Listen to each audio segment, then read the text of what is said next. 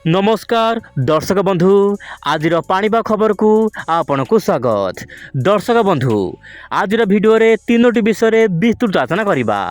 सृष्टि है लघुचाप हेब कि बात्या कौन कौन कहते समस्त मॉडल बात्या को लेकिन तेरे दर्शक बंधु आउ केते दिन हेब गरम कारण वर्तमान राज्यर विभिन्न अंचल देशर विभिन्न राज्य में गरमर प्रकोप जारी रही।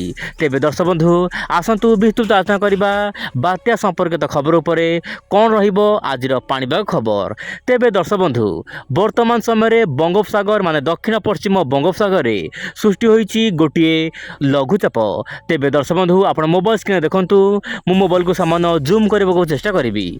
बंगोपसागर सृष्टि होईची लघुचाप एवं सामान्य उत्तर पूर्व दिग को जाइकी सेंट्रल बे ऑफ बेंगल माने आपनकर मध्य बंगोपसागर को जेतले जीव लघुचाप सामान्य डिप्रेशन रे परिणत होबार आशंका रही। तेबे दर्शक बंधु भारतीय पाणीपाग तरफ कौन भी बड़ सूचना दि जाए ना कि यह बात्या रूप नहीं पारे, किंतु दर्शक बंधु किंतु मॉडल माने लगातार इंडिकेशन करुछंती गोटे बात्या बा जस्ट साइक्लोन हमार आशंका रही छोट बात्या हो पारे।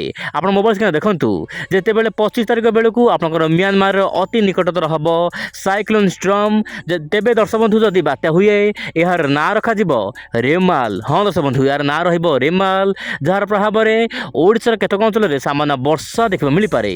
किंतु दर्शक बंधु मॉडल मानकर विभिन्न मॉडल भिन्न भिन्न आकलन जेहेतु करुछंती वर्तमान कंफ्यूज रही बात्या केउ दिग को जीव।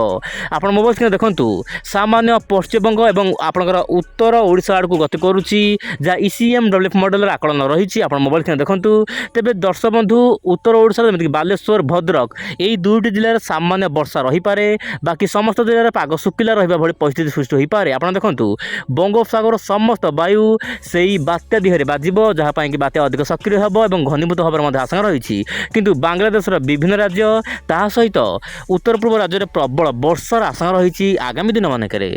तेबे दर्शक बंधु वर्तमान समय मुझे कहूँ चाहिए मॉडल मानकर लगातार इंडिकेशन रोचे भिन्न भिन्न आकलन रोचे। आप देखु GFS मॉडल वर्तमान लगातार इंडिकेशन दौला कि म्यांमार आखपाख अंचल को जापे, किंतु वर्तमान यह पश्चिमबंग उत्तर ओडिशा उपर लैंडफॉल करें बोली जहाँ अधिकांश मॉडल दाबी करछंती।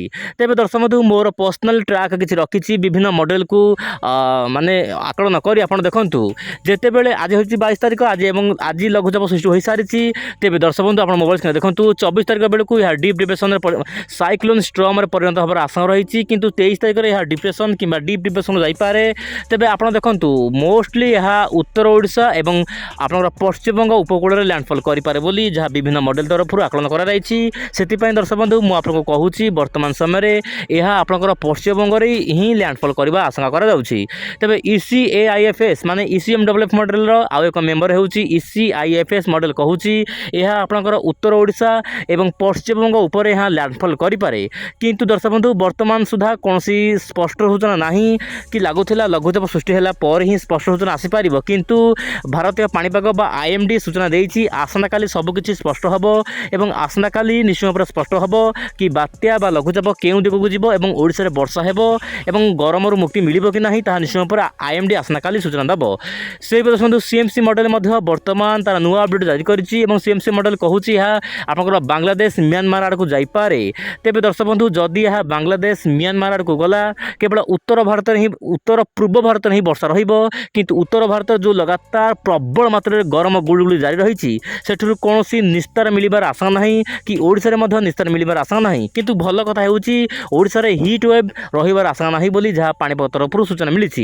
से दर्शक बंधु नापजिम मॉडल चांचल्य कला भली खबर जारी करिछि। आपण देखंतु नापजिम मॉडल कहूँ जितेबाला यह म्यांमार पाखक आसब सामान्य दिग परिवर्तन कर बांग्लादेश आखपाख अंचल ही स्थलभाग छुईब। आप मोबाइल स्क्रीन देखु बांग्लादेश जो स्थलभाग छुईब सामान्य प्रभाव उत्तर ओडिशा उपर पड़ो, विशेषकर बालेश्वर भद्रक आखपाख अंचल सामान्य वर्षा बादल बाहरी पारे, किंतु कौन बड़ वर्षा होबार आशंका नहीं बोली जहाँ नापजिम मॉडल तरफ सूचना मिली। तेज दर्शक बंधु आसंता काली यार अपडेट चेंज होबार आशंका रही, किंतु केते परिवर्तन होउची देखिबार कथा। तेज ये थिला बार्ता संपर्कित खबर आज पाणीपाग अपडेट रे। मु पुणी आसबा आसना काली आउ एक नुआ अपडेट रे। नमस्कार, जय जगन्नाथ।